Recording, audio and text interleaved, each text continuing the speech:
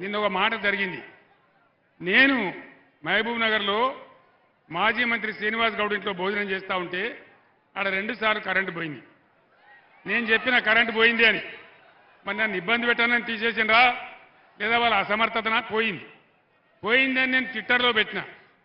దాన్ని చూసి ఈ జిల్లాలో ఉన్న ఉప ముఖ్యమంత్రి కరెంటు మంత్రి బట్టి విక్రమార్క, ఆయన బట్టి విక్రమార్క కాదు వట్టి విక్రమార్క, ఆయన ఏమి స్టేట్మెంట్ ఇస్తాడు? ముఖ్యమంత్రి కేసీఆర్ గారు అబద్ధాల కోరు, అబద్ధం చెప్తున్నాడు అని చెప్తాడు. ఇప్పుడు నా దగ్గర ఉన్నది కాగితం. నిన్న ఉస్మానియా యూనివర్సిటీలో అక్కడ చీఫ్ వార్డెన్ గారు ఒక సర్కార్ ఇష్యూ చేసిండ్రు. కరెంటు కోతలున్నాయి, నీళ్ల కొరత ఉంది, హాస్టల్ మూసేస్తున్నాం, మీరు ఇంటికి పోండి అని చెప్పించండి. దాన్ని పెట్టి మళ్ళా నేను ట్విట్టర్లో పెట్టి ఇయ్యాల. అదే బట్టి విక్రమార్క గారు చూడండి మీ ఘనత ఎంత ఉందో, ఎక్కడో మహబూబ్ నగర్ ఖమ్మం కాదు ఉస్మానియా యూనివర్సిటీకి నీళ్ళు ఇచ్చే దిక్కు లేదు అని నేను పెట్టిన. వారికోస్ వెయిన్స్ వ్యాధికి కేవలం 30 నిమిషాల్లో చికిత్స. కాల్ చేయండి 9989527715. ఏం చేసిండ్రు తెలుసునా? ఏం చేసిండ్రు? ఆ చీఫ్ వార్డెన్ ఎవరైతే ఉన్నారో ఆయన నిన్ను ఎందుకు సస్పెండ్ చేయొద్దు అని నోటీస్ ఇచ్చింది. మీరు సస్పెండ్ చేస్తే చేస్తారు కావచ్చు, కానీ కోతలు నిజం కదా. బీఆర్ఎస్ గవర్నమెంట్లో ఎక్కడ చూసినా వరి కోతలు, ఇవాళ ఎక్కడ చూసినా రాష్ట్రంలో కరెంటు కోతలు.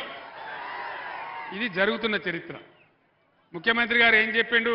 ఇవాళ ముఖ్యమంత్రి కేసీఆర్ 1 లక్ష రూపాయలు మాఫీ చేసిండు.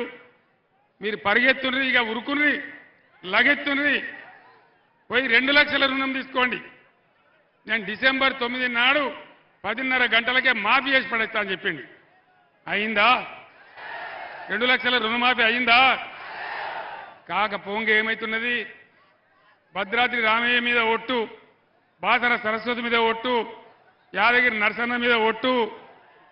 ఎన్ని ఓట్లు పెట్టుకుంటావు ముఖ్యమంత్రి? ఎన్ని ఓట్లు పెట్టుకుంటావు? ఎవరు నమ్ముతారు? ఇది పద్ధతేనా? హరీష్ రాజీనామా చేసిండు.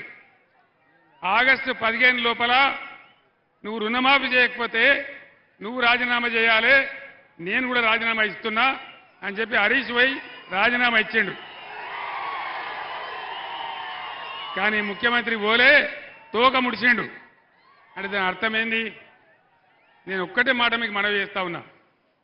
అబద్ధాలు మాట్లాడి అడ్డగోలు హామీలు ఇచ్చి ప్రజలను బురిడి కొట్టించి గద్దెకొచ్చిన ఈ ప్రభుత్వం ఏ ఒక్క హామీ నెరవేర్చలే. 2500 రూపాయలు ప్రతి మహిళకి ఇస్తాం. వచ్చిందా? ఎవరికన్నా వచ్చిందా? వచ్చే ఆశ కూడా ఉన్నదా? ఇన్ని అబద్ధాలా? ఇన్ని రకాలుగా మోసం జరుగుతూ ఉంది. దాని మీద శాసనసభలో కానీ బయట కానీ బీఆర్ఎస్ ప్రశ్నిస్తే ఏం మాట్లాడుతున్నారు? నేను జానారెడ్డిని కాదు, నేను ఫలానా కాదు, కేసీఆర్ నీ గుడ్డు వీకి గోళీలు ఆడుకుంటా, నిన్ను పండబెట్టి తొక్కుతా, నిన్ను చెర్లపల్లి జైల్లో వేస్తా, నీ పేగులు తీసి మెడలేసుకుంటా. ఇదేనా ముఖ్యమంత్రి మాట్లాడాల్సిన భాష? దయచేసి ఆలోచన చేయాలి. 15 సంవత్సరాలు అన్నం తిన్నమో అటుకులు బుక్కినమో ఈ తెలంగాణ చెరను విడిపించడానికి అనేక పోరాటాలు చేసి అనేక లాఠీ దెబ్బలు తిని జైల్లో పోయి ఇప్పుడు కూడా నాకు ఒక రైల్వే కేసు ఉన్నది, నాకు ఇంకా కూడా కేసు ఉన్నది నా మీద. కోర్టు రమ్మన్న నోటీస్ ఇస్తా ఉన్నది. ఆ రకంగా ఉన్న వ్యక్తిని పట్టుకొని, తెలంగాణ సాధించి పెట్టిన వ్యక్తిని పట్టుకొని తెలంగాణను 10 ఏళ్ళు బ్రహ్మాండంగా ఒక ధీమా ఉన్నటువంటి రాష్ట్రంగా తయారు చేసిన ముఖ్యమంత్రిని పట్టుకొని నిన్ను జైల్లో వేస్తా, నిన్ను కొడతా, నిన్ను పండబెట్టి తొక్కుతా, ఇదా భాష?